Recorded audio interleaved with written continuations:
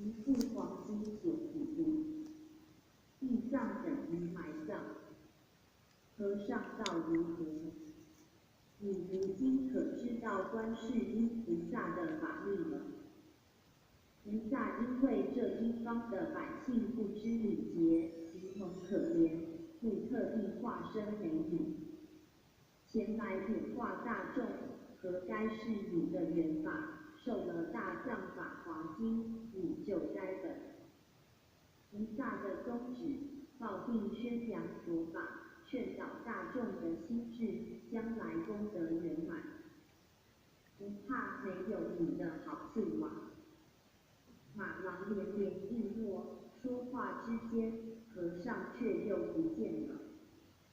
从此马郎便把建草屋，改作茅庵，塑起观世音菩萨的法像，但所塑的还是卖鱼美女的形状，一手提着鱼篮，故事称为鱼篮观音。